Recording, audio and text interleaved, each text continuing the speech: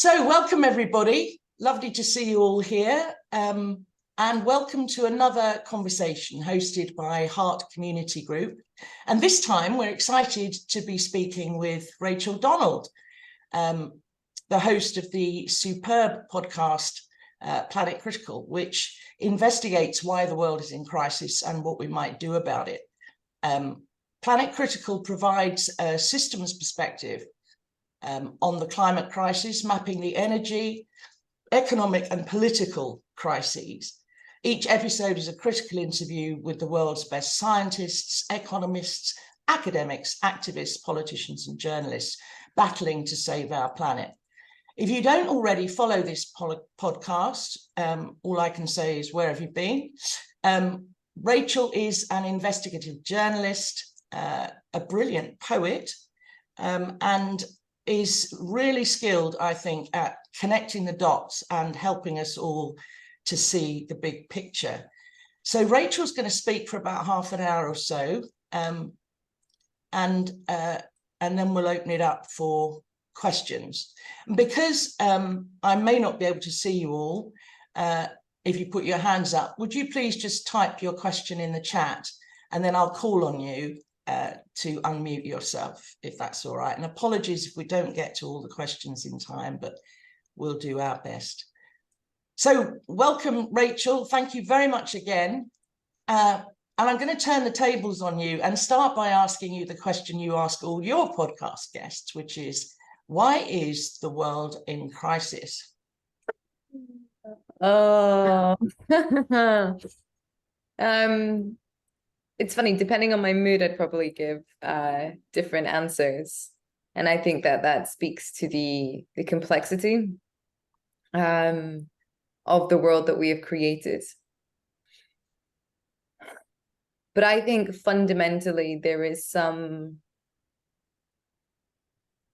sorrow that is carried in the hearts and bodies of certain peoples around the world. And that sorrow drives them to try to play with the very fabric that makes up existence. Try to play with space, try to play with time, try to leave things behind. This kind of deep fear we have of the nature of our own temporality. And I think that is very particular to a species that can be conscious of time and can be conscious of the fact that one day we are here and one day we are not. And so in this sort of like desperate attempt to embody ourselves in nature, rather than understanding that nature itself is cyclical and nothing is permanent, we have tried to create these catacombs, these wombs, to preserve ourselves for as long as possible. And I think, ironically enough, sometimes these catacombs actually take the form of, huge buildings stretching up into the sky, or pyramids that last for thousands and thousands of years. And there's a great beauty in man's capacity to collaborate, obviously, and achieve, things that last. But things that last, like a forest, should still not be things that are permanent. And so I think the world is in crisis because of sorrow, because of fear, and because the one thing that we are here to do, the one thing that makes sense out of all of this, which is totally meaningless, I really believe. Like life, it's complete. There's no meaning to any of this, but we make meaning, and that's so joyful. And so the one thing that we can do with one another is love. But loving is a fundamentally temporal act, in a sense, because it puts you into relationship with other things in the world that are temporary, that you can see have cycles, that you can see will one day go. And that reflects back our own temporal nature. And perhaps that is why for a long time there are certain groups of humankind that have chosen to erect statues over relationships. because to get out from the web of life is a way, perhaps in their minds, of getting out of the claws of death. Mm. Mm.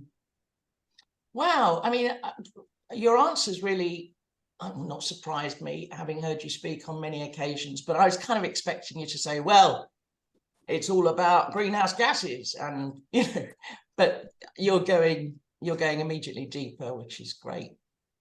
I think it's really important to remember, when we try and look at the big picture, that most things, if not all things, I need to think about that, but most things are fundamentally neutral. So I got in an argument with a guy last week who was kind of supporting this mad sentence that said that greenhouse gases are the cause of global warming. What are you talking about? Greenhouse gases are just in the atmosphere. Now, they're a fundamental part of what makes up our planet and our biosphere. We're all carbon. We're all, methane's very important. Like, it's these things are fundamentally neutral.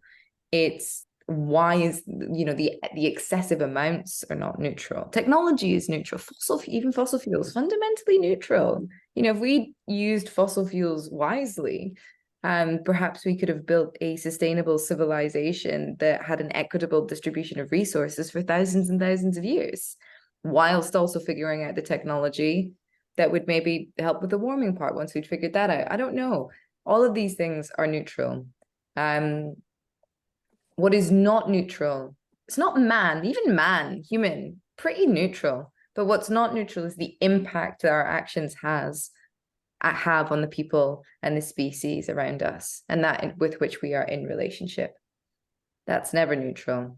So to me, when thinking about the world, it's a big web of relationship, and it's a big web of language. And I just feel like that cuts through to the heart of it much more quickly and much more effectively, especially in sort of, a polarized world, which is a term that gets trotted out a lot, but which is true. Mm. Mm. So,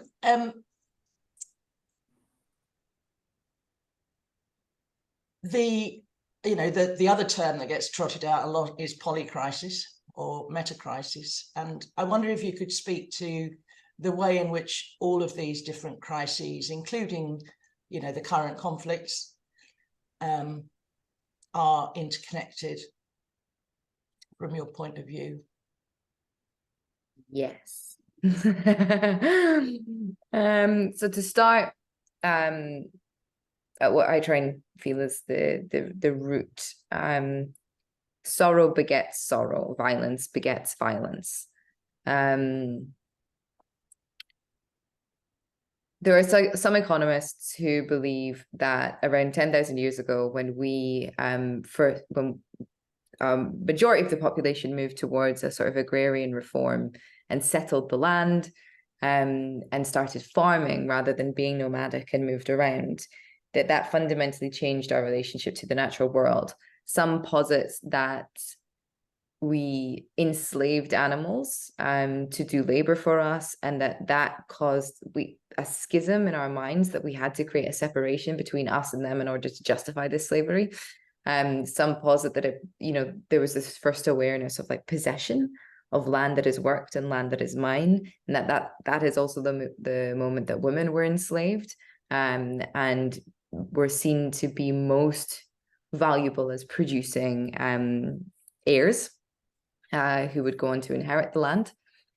And that cycle of possession and protection and individuality, I suppose, over collaboration is perhaps the seed for a lot of this sorrow, which you could also deem as alienation and invisibilization and sort of not being in relationship to your community.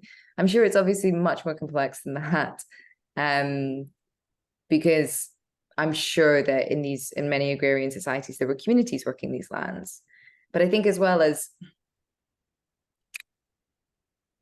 if you get to a position where you are tied to a location, that you have built your culture and your home on that location, and then another group move in and want to have those resources. Well, previously, perhaps there would have been a fight, perhaps people would have moved on, perhaps it would have, whatever. There was literally enough to go around because people were moving around. But I imagine that being the sort of seed as well of this quite inexplicable levels of violence that humankind perpetrate on one another.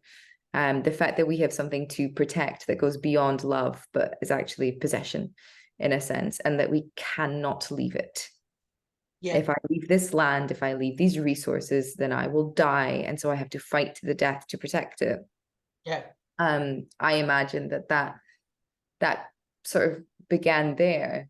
And then obviously as you have individuals or communities with more land and then can gather more, and then you get people that have higher power statuses, then people that can extract from others amongst them, and you get tribes that are more powerful than others, and yada yada yada.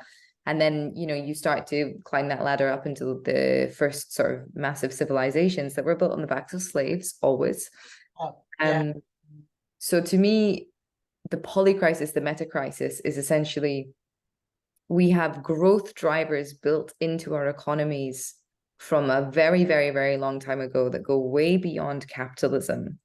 Because in order to protect the thing that is mine, I need to grow its boundaries so as to lessen the threat. It is the exact same logic upon which like the nuclear proliferation treaty is built. Like, okay, I'll keep my nukes because you have yours, but because we've both got nukes, we won't use them. Yeah, like it's total madness. Yeah. And I heard it said, sorry to interrupt, I heard it said, maybe you that said it, that in certain Indigenous communities, and I know you're interested in words and language, they don't even have a word for mine. Oh, I didn't know that. I'm sure that exists. There's so many diverse cultures all around the world. I mean, Papua New Guinea has 900 tribes alone, you know. But and I think it's also important to say that like not all indigenous cultures should be romanticized. Some of them are bloody nuts. Having been to Papua New Guinea and spoken with some, you know, violent, incredibly violent people, the tribes that conquered that land conquered it with blood. And they still experience a huge amount of violence between them, and it's a very unsafe place for children and for women. So it's not that all indigenous cultures have it right, and it's the Western man that got it wrong. But you have to wonder as well how much of that violence, because we don't have records from before these people were colonized, right, and before land disputes sort of became so prominent. Yeah. So yeah, I think it's all of these interconnecting it's resources. Everything is about resources. I mean, even right now, what's going on in the Middle East, it's all about resources. There's a video that's been circulating of Biden in the 80s as the Secretary of State saying, Israel is the best investment we have ever made. It is the best $3 billion that we spend every year. If there weren't an Israel, we would have to invent one, because it is the only ally we have in that region. And what is that region? That region holds 50 to 65% of the world's remaining oil reserves. It's all about resources. Yeah. And I think that it's important to see resources like sorrow and fear and resources as the kind of level deeper than greed. We speak about greed a lot, and I speak about greed a lot. And I do think that there's a huge amount of avarice in the world, and I find it despicable and contemptible. But I think that greed is sort of perhaps the like what's the word? Fear and sorrow are vulnerable emotions. Greed is, you know, you're just a dick. Yeah. It's not weak. Yeah. There's strength in greed if you can go out and take it. So yeah, I do think that a lot of these people that we see are greedy are actually probably very afraid. Yeah, absolutely. Yeah. So given all the interviews that you've done and all your analysis of the systemic analysis about how dire the predicament is, but you still very, very often to me sound very hopeful. So is that just a kind of personality trait, or are you kind of, or how do you see us, if you do, weaving our way towards something different than what we have now? So, or does it depend on the day? Yeah. well, I mean, full disclosure, I record in advance, so there's a lag between my thinking on Planet Critical and my current thinking, apart from the episode that was released this morning. So I think next week is the week that I start recording from, like, the releasing episodes from this season, say. Up until now, it's been everything that was recorded up until July, before I went on and off on this big investigative trip to Papua New Guinea. And I have to say that trip broke my heart. I had felt very, very hopeful, and I think it was very logical to feel hopeful given my position, in that I spend all of my time speaking to people who are working on the solutions and have amazing ideas and are organizing, and yes, wow, we're going to do this. And then to come face to face with power. So in Papua New Guinea, I accidentally met President Macron. He happened to be in the region at the same time as me. I managed to blag a ticket to a conservation event that he was doing, and then I gate crashed a dinner that was being held in his honor, and a dinner that was filled with fossil fuel executives, because he wasn't actually doing a conservation trip in the Pacific. What he was doing was shoring up resources for the European Union and for France. And there was this, like, little press conference held afterwards where they trotted out all of the press that had been allowed to join the trip, like the press attaché traveling with him. And I gate crashed that, and I asked him a question, and he lied. He lied to my face. And there was the way that he was speaking. I really, maybe I'm projecting, but I really felt like when he looked at me, there was this exchange with me going, and everything in me was screaming, I know you're lying. And everything in him was saying, I know you know, but it doesn't fucking change anything, does it? Like, that's how much power these states have. And then I watched the Prime Minister of Papua New Guinea, who has a degree in environmental science, agree with the lie, because that suits his economic agenda right now for his country. And so I came away from that very frightened, actually, because yes, there are lots of people working on the solutions, and we have all of the solutions. And I'd been saying this for a while, like, oh, we have all the solutions, it's just power that's standing in the way. But I don't think I'd quite grasped what that actually means, standing in the way. Like, they're not just standing in the way. They're putting up a fight for, I mean, they've been assassinating democratically elected leaders for a very, very long time. They have been deliberately undermining activist groups. They've been jailing campaigners. Environmental defenders in the Amazon are getting killed at a rate of knots. Like, that is what power is doing. They're making deals behind closed doors. They're hosting environmental conferences and making pledges to the public, and then going off and putting their name on the dotted line that is going to blast us past the Paris Agreement. I mean, that is what we're up against. And so I came away feeling more realistic about the kind of action that needs to happen. I'm still like hopeful in the sense of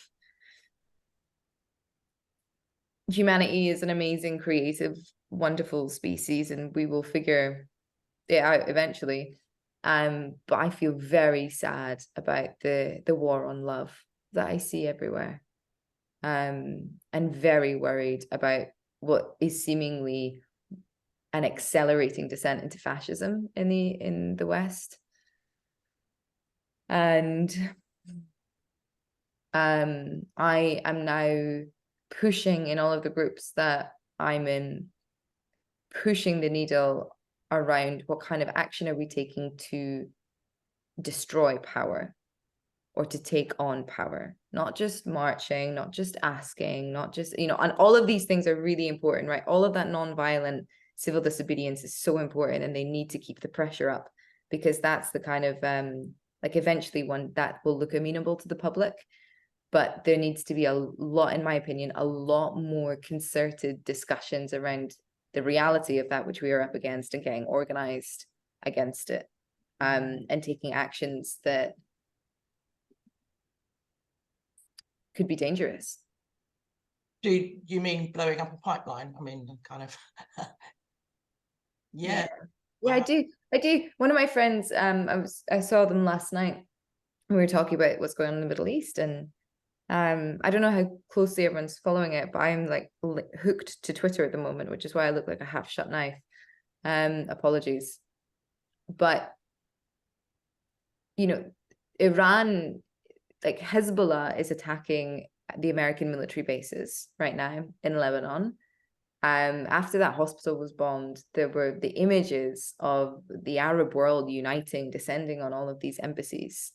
Iran raised the black flag above its biggest mosque. And I don't know if anyone knows what that is, but it's in the Quran, the black flag. And it's a call to unite the entire Muslim Brotherhood and go to war. And it is a sign of the end times in the Quran. Wow. No, Yeah. I didn't see that. I watched your conversation this morning with Mark, what was his Mark Owen Jones. Yeah. Yeah, that was very good. So just to sort of finish that, like, yeah. You know, Iran is calling for an oil and gas embargo on Israel and all her allies. At the United Nations Security Council, the US voted against ceasefire, the only nation to vote against a ceasefire. The UN counselors turned their back on the US ambassador yesterday when she was speaking to protest. Like, the images of like hundreds of thousands of people on the street everywhere, like something is happening. And to me, I see a lot of love, like all of these people pouring out into the street in support of the victims, the Palestinian victims, the Israeli victims, saying that this is the state violence. This is the result of state violence, and we do not accept it, and you will not do it in our name. All of that is amazing. What is also incredibly dangerous is that the biggest power in the world has just gone, no. We stand with this guy, even though all of the people pretty much are standing against that, even within his own country, Netanyahu's approval ratings have absolutely dropped because it is about resources. And this whole thing of like having a political and cultural ideology to try and mask what you were doing in order to make it amenable to the public, like that's more difficult in the age of social media. Like, we know now, and enough people know. And I just think that, I mean, I personally, you know, Putin has sent up Russian warplanes now for the first time ever, permanently monitoring a section of the Black Sea, because the US has sent something up as well. Like, I personally think that we're heading to World War III. And I think that this has always been on the cards. And I think that this is probably quite deliberate as well. And I was speaking to my friend last night, and she was like, what do what do we do when that, like, how is this possible? How is war always the answer? And she's an amazing human being. And we spoke about that for a time. And then I said this pipeline thing. I was like, you know, if that happens, like, that is the moment to start blowing up pipelines. You can't fuel a war without fuel. Wow. I think that's the kind of action that we probably will see around the world. Yeah. So, you know, we need gallows humor sometimes. Maybe we don't have to worry about the climate after all. Okay, seems like a good time to open it up, people. And I can just about see everybody on my screen. So if it's all right with you, Rachel, yeah, hands up. And if you have either a comment or an observation or a question for Rachel, go for it.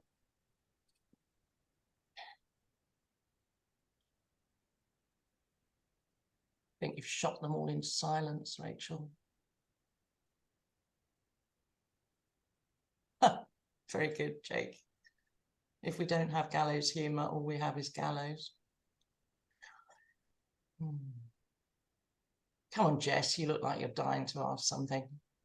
I'm just processing what was just said, but I'm always dying to ask something, and then I'm always second guessing it. I'm going to go back I don't want to. I'll formulate some questions on what you've just said. But there was the question that occurred to me earlier was, you talked about I guess this protection of resources, this separation predating capitalism. And you taught, I guess what I'm wondering about is where the role of stories and the recognition of human beings as storytellers, and the way that we don't always see that our identity is a story, right? That it looks like a concrete thing, the concreteness of separateness. I guess what I'm wondering is where do you, what's my question? When you talk about this being something that far predates capitalism and predates how we understand perhaps this crisis to have unfolded now, I guess what I'm asking is, what do you think about the power of story in humans? What do you think about the role of storytelling plays in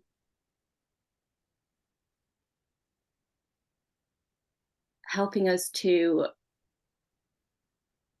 process sorrow and perhaps not fear sorrow in the way that perpetuates what is happening? It's a really I've lost it because I'm still recovering from what you just talked about. But that's a good question.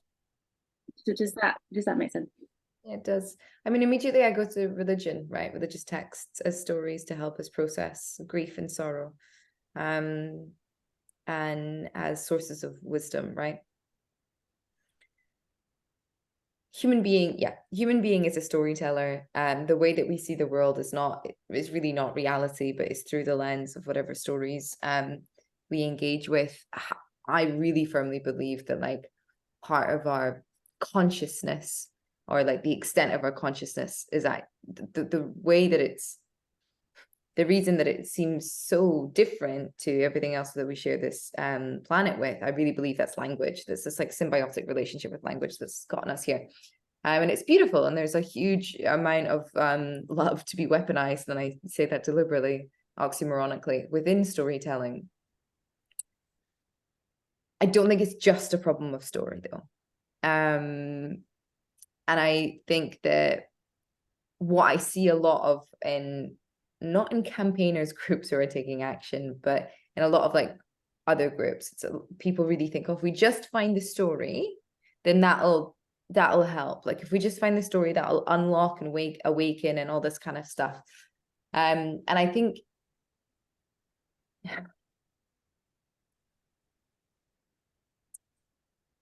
the thing that I am wary of in any future scenario is more top-down dictates. And so I'm interested in the kind of like deconstruction that allows for more entropy, that allows for more chaos, that allows for more things to emerge and grow and be diverse as well. I know that there are people that are working on like what's like the one story that we could use like unite humankind, like, you know, a kind of religion around Gaia. I think that's a really important line of research, and I'm very, very interested in it. I'm like incredibly suspicious of anything that wants to tell a story for the whole world. I personally believe that like beyond stories, we have values. Like there's some offsetting of responsibility onto storytelling sometimes, right? Like, oh, we need the myths in order to learn what's good and what's bad. And we need, the religions to tell us what our values are. Like, no, most human beings share values, no matter what culture they come from, right? Most children, I mean, I know that children can be absolute little maniacs that don't want to share and all this kind of stuff, but like children also share a huge amount of values. And so I think there's a huge mistrust of human nature in society that people try and contain with story. And to me, it's like, no. How do you like unleash? How do you unleash all that is beautiful? How do you take down the guardrails? How do you tell a story that doesn't have an end? How do you tell a story that has built in like community actualization? how do you tell a story in which everyone is simultaneously the main character and not? Like, that to me is the kind of storytelling as technology that we need going forward. Yeah, I think that's probably, yeah, I hope that vaguely. Yeah, I hear in that it's simultaneously creating and dismantling story to, like, it's that push, yeah, the two things happening at the same time in order for it to be a complex enough system in which stories are being told with the same core, but don't dismiss the need for identity as a separate self, as a very human thing too. So it's holding both in unison at the same time, and seeing how it doesn't just lie in, because when you said values being separate from story, I guess I could potentially think values and story could be used, it could be considered as the same thing, if the values system that perhaps, I guess what we're getting at is there a universal human nature that is true for all humanity? Like, is there something consistent in human nature for everyone, whether or not we observe it or not?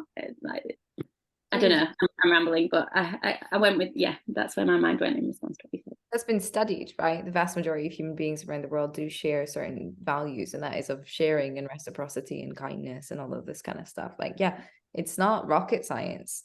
And I'm also quite wary of this like thing in Western culture that we're really obsessed with the self. Yeah. And I just think it's totally unimportant. And like, I went through my obsession with the self in my 20s. That was like all I want. Like, who am I? It was so boring. Oh my God. I is like the least interesting thing that I encounter on it every day.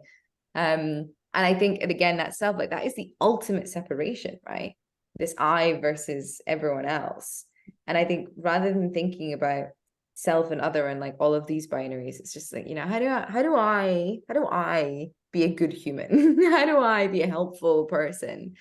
I think ego exists in order to protect ourselves from like injustices, right? Abuse, this kind of thing, to be able to hold values as well and put forward opinions and all this kind of stuff. And it's important, but there just needs to be way more like Eastern kind of cosmic wink in of the joke. Like, none of this is actually real, though, I think, for me, in our philosophy and in our stories. Great. Thank you, Jess. What else? Yes, Ro. So funny, because what you were just saying was so aligning with what was in my brain about what I wanted to talk about and ask you and ask your 17 million kids under 18. I guess where your thinking is, I've been reading this book at the moment called The Path, which is just about the Chinese philosophers and what we can learn in kind of more Eastern thinking and that role of the sort of malleable self. And sorry, Ro, can I just check? Has somebody got a radio on in the background or something? Oh, sorry, I'm in a work cafe, so I'll just try and speak to my... Oh, okay, sorry. Is that better? Yeah, sorry. Yeah, I guess my question is, what is around scale of response, and, you know, talking about the idea of like blowing up a pipe is like a big scale response. And I just wonder how you see the role of small scale resistance against sorrow and resource obsession in kind of the day-to-day. And yeah, I'm interested to see the importance you give to that and how you kind of respond. I don't know if that's a very clear question, but I'm kind of thinking about not like small piecemeal actions, but like the response of the human against those larger societal structures that we keep feeding into. And you're saying that you kind of glued to Twitter and glued to all those things that are going on. Like, what do you find is like a good tactic of emotional resistance to change the narrative? Oh, to change the narrative. Or not to change the narrative, but to change, to oppose rather than to feed into those things that we're experiencing as a society. I'm thinking about, I've been reading about Confucius, and he was all about doing small things for good. Like, that's how we change the world. And in terms of like our interactions with, every time we have an interaction with somebody, we have an opportunity to to create different interactions and different. And I'm just interested in how you see that playing against power, or whether you just think we're past all of that and that doesn't play as much of an important role, and we need to move to, or whether we need to have both. It's a very garbled, non-questiony question, but no, I like it. I think, yeah, I mean, this is something that I think about a lot, right? So one like asterisk would be like any advice that comes from like some member of the elite whose work has survived thousands of years, I think should be taken with a pinch of salt. Like it's very handy for members of like Chinese elite or Greek elite to say like it's small actions that change the world, when they're benefiting from, you know, being at the top of the social pyramid, and the vast majority of their people are living as peasants, right? I don't know if that was it, but I think it's just, you always have to take that frame of like, how is it that this piece of advice has been allowed to survive, for example. I do think that like trying to treat people with kindness and with love and move through the world like that is really, really important. I also firmly believe that like saying that love beats hate is gaslighting. It's fundamentally gaslighting, and it's like, and it's dangerous, and it's so insulting to the people who have struggled for where we are. You know, like the suffragette movement, that wasn't won with love. That was won with like petrol bombs and blowing up, you know, envelopes and all of this kind of thing, because they tried the other thing. This is the thing, most people aren't violent, right? People are just like, hey, can we just have our rights? For the love of God, can we just have a good life? You know, we've got the vision. Can you get it? People march, first of all, they speak with one another, they write books, they research, they do all of the things, that they engage in every part of civil society first, right? And all of that is super important because it lays the groundwork. And all of those actions are important on a day-to-day basis. But I do not think that you change the world with love, because this binary, and let me explain really what I mean by that. Because there's this binary of like love and hate, right? And it's a false binary. Like people who are campaigning with love really do feel a lot of love. And then there's people who are weaponized to feel hate, to kind of take up a lot of that space and a lot of that debate and go up against those with love. And that's where it gets caught. And there's this idea of like, well, if we can just love them more, then their hatred will go away. They are not the problem. Yeah. It's like, you know, the citizens of the United Kingdom that are like being violent towards the Just Stop Oil protesters. They are not the problem. It's the government that's opening up New Rosebank and deliberately sort of undermining all of the messaging around the climate movement that are the problem. If power wasn't doing that, then people wouldn't be dragging Just Stop Oil protesters off the road and being violent towards them. So this is the thing, what I mean, like to say that love beats hate is gaslighting, is because the problem isn't hate. Like that is where power hides itself as like a cultural maxim within these binaries. You know, last decade it was like Muslims versus Christians, now it's Muslims versus Jews, and before that it was Jews versus Europeans. Like these false binaries are where they mobilize their people to agree with the most abject horrors in the name of ideology, essentially. So love, you have to move through your life with love, because otherwise what's the bloody point? But love is also about being brave enough to face reality, and brave enough to organize, and brave enough to take difficult decisions, and brave enough to run into the house when it's on fire and pull out the person that you love, and brave enough to set the house on fire when the abuser is living in it. Like honestly, that is what I believe that love is. I was in a meeting the other day, and I'm writing, this is the topic of my essay when we get off this call, actually, this is really helpful for me. But I was in a call the other day, and like it was lots of people, but there was like a huge number of South Africans in the call. And these white South Africans were talking about how they won against, you know, South Africa won against apartheid because of love. And I was like, what? Are you joking? Like, the gaslighting happening there is incredible. Like, Nelson Mandela was considered a terrorist by the West for years. Like, the ANC engaged in huge amounts of violence because everything else wasn't working, you know.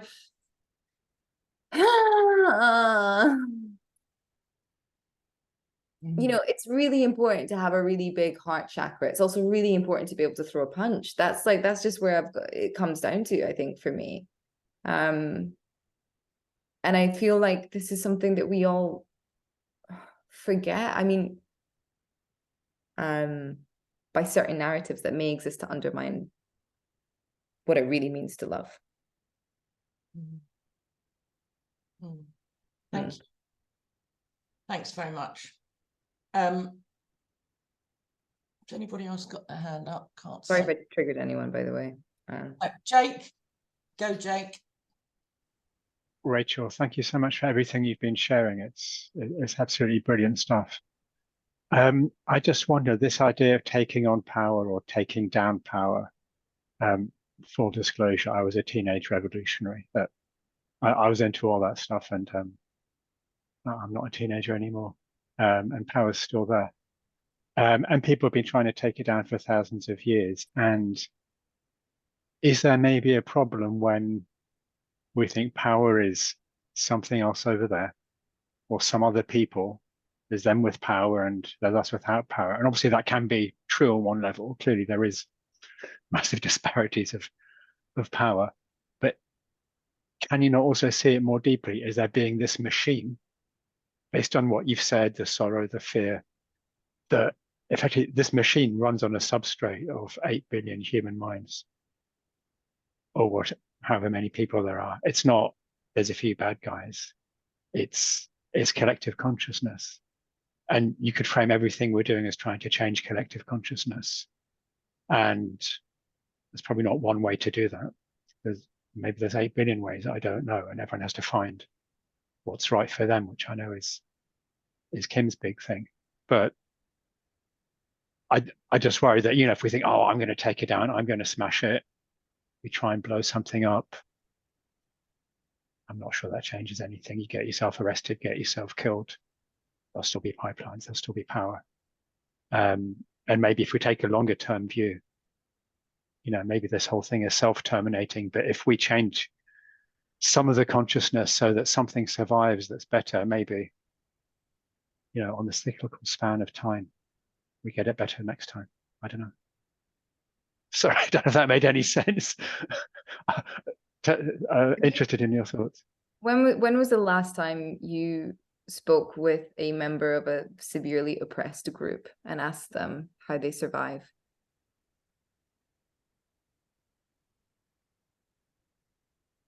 I can't answer that. Yeah.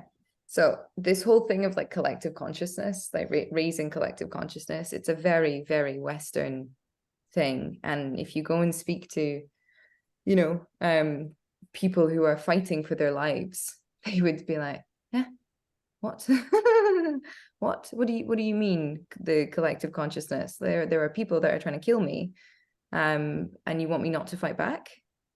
Like, I am very weary of this narrative. Like, listen, I ascribe to the fact that like the universe is like we are all specks of consciousness, right? We're everything that is alive is consciousness, and the universe is just this amazing evolution of consciousness itself.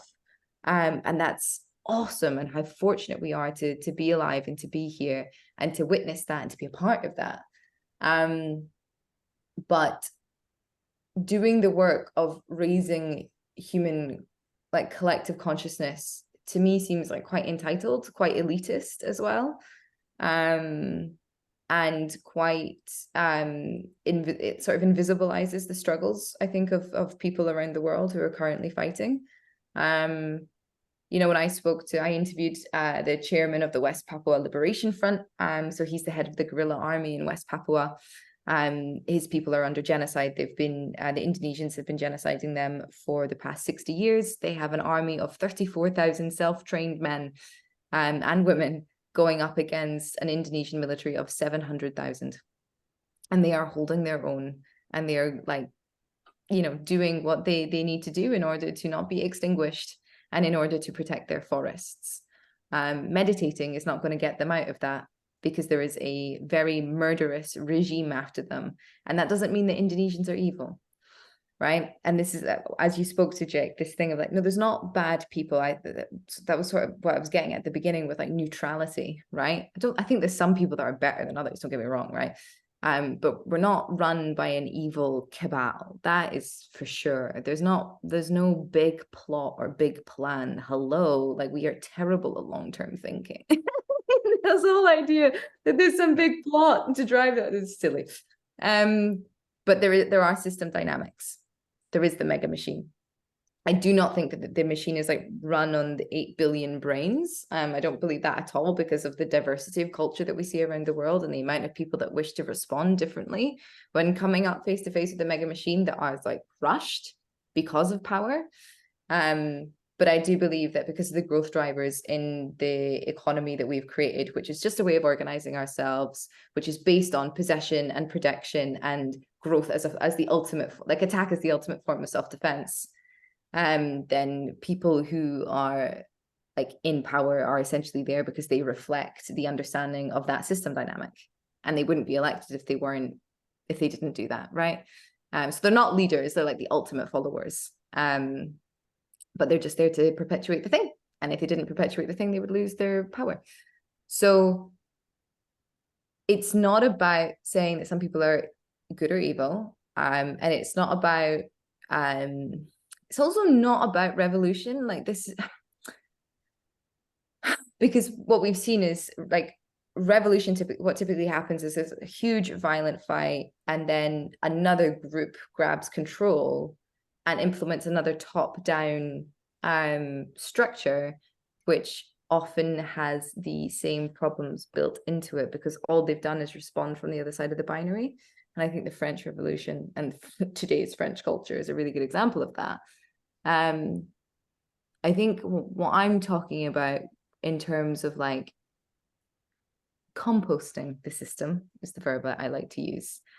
It's about taking away the thing that makes it run, in the same way that a general strike is a phenomenal form of protest, right? Rather than going out into the street, rather than engaging directly with the thing and thus kind of like validating the thing, just be like, no, you don't get my labor, you don't get my time, you don't get my body. I refuse to engage with you, and that the state has to like scramble to figure out what to do.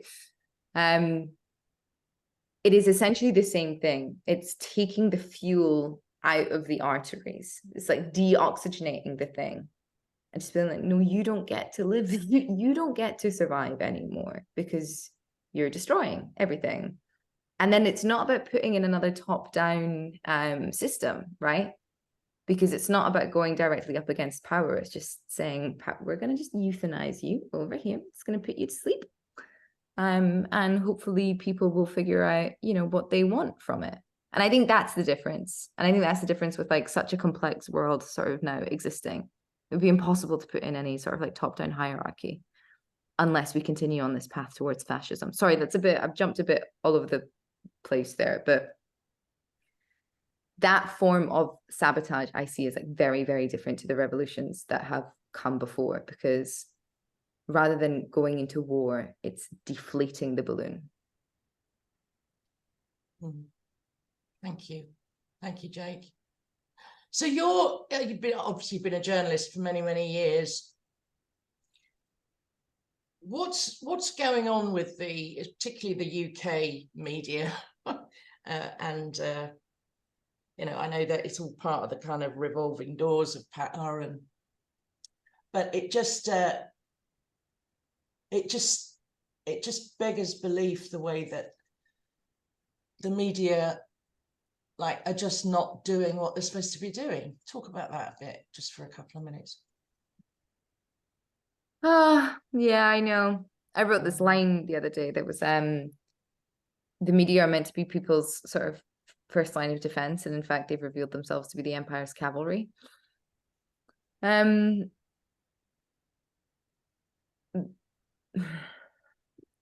Typically there are not bad people Noam Chomsky wrote about this, right? That you don't get hired to a role as a journalist in a mainstream establishment because you will agree to be told what to do. It's because you already agree with what you are going to be told what to do, essentially. So people with certain biases, with certain backgrounds, with certain everything, typically get hired and perpetuate the same sorts of narratives. Why is that? Well, in order for your, like, journalism is specifically at this time, journalism is a dying industry, media. So in order for your paper to survive, you need access to power in order to get stories, in order to get statements and all this kind of thing. You're going to need tip-offs, you're going to need exclusives. In order to maintain a relationship with power, you're also going to have to give something in exchange. Maybe that will be burying the odd story. Certainly Murdoch papers, they will like bury or change or delete stories. If you're the Guardian, maybe it will be not taking on the elite that much and corporate interests. So I think that's essentially what's going on right now. Politics and media are both in like pretty precarious positions and sort of using one another to survive. There are also talks of agenda setting. So Peter Jukes of Byline Times, I think he said this in the episode, that the editors of the 5 major papers in the UK will get together every 6 months in like a different train station cafe around the UK and sit down to talk about the agenda for the next 6 months. Like, what do we want public opinion to be? Where is this going to go? What are we going to do? They're the kingmakers in a sense.